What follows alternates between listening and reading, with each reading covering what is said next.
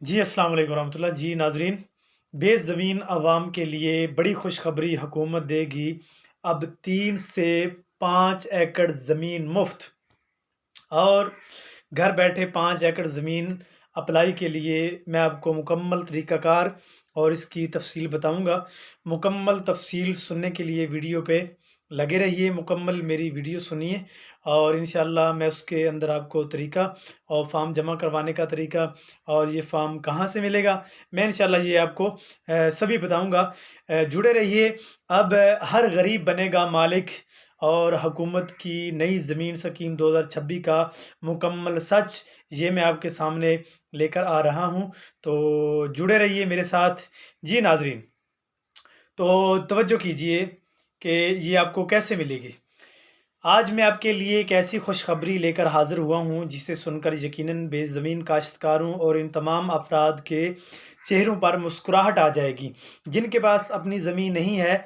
जी हाँ, हुकूमत ने एक ऐसी स्कीम का ऐलान कर दिया है जिसके तहत बेज़मीन आवाम को 3 से 5 एकड़ तक रकबा दिया जाएगा। अब अगर आप भी ज़मीन के मालिक बनने का ख्वाब देख रहे थे, तो अब ये हकीकत में बनने वाला है। तो आज की इस वीडियो में हम आपके इस स्कीम की मुकम्मल तफ़सीलात, दरख़्वास्त देने का तरीका और ज़रूरी कागज़ात के बारे में इंशाअल्लाह आपको आगाह करेंगे। तो स्कीम का तारुफ़ और अहमियत, सबसे पहले बात करते हैं इस स्कीम की बुनियादी तफ़सीलात की कि ये स्कीम ख़ास तौर पर उन गरीब और बेज़मीन काश्तकारों के लिए बनाई गई है जो सालों से दूसरों की ज़मीनों पर काम कर रहे हैं और अपनी ज़मीन के मालिक बनने की हसरत दिल में लिए हुए हैं। हुकूमत का मकसद है कि ज़रूरी पैदावार में इजाफ़ा किया जाए और बेज़मीन किसानों को मुआशी तौर पर मजबूत किया जाए। इस स्कीम के तहत आपको आपके इलाके और दस्तयाब ज़मीन की नौइयत के लिहाज से 3 एकड़ से लेकर 5 एकड़ तक ज़रूरी रकबा दिया जा सकता है। ये एक ऐसा मौका है जो आपकी ज़िंदगी बदल सकता है। कौन अहल है और कैसे अप्लाई करनी है, ये तरीका अब गौर से सुनिए कि कौन अहल है और कैसे अप्लाई करनी है। अब आते हैं सबसे पहले अहम सवाल की तरफ कि स्कीम के लिए कौन अहल है और आप इसके लिए दरख्वास्त कैसे दे सकते हैं। अहलियत के मेयार में सबसे अहम बात यह है कि आपके पास पहले से कोई ज़रूरी ज़मीन ना हो। गौर से सुनिए कि आपके पास पहले से कोई ज़रूरी ज़मीन ना हो। इसके अलावा आपका ताल्लुक़ दही इलाकों से होना चाहिए और आप काश्तकारी के शोबे से वाबस्ता हों। कुछ स्कीमों में ख़ानदान की आमदनी और अफराद की तादाद भी देखी जाती है, इसलिए मुकम्मल हिदायत के लिए सरकारी एलामिया का इंतज़ार करें। दरख्वास्त का तरीक़ाकार, उसके लिए तवज्जो कीजिए। ज़्यादातर ऐसी स्कीमों में आपको अपने ज़िला के असिस्टेंट कमिश्नर एसी ऑफिस या मुतल्लिका रिन्यू डिपार्टमेंट से फ़ार्म हासिल करना होगा।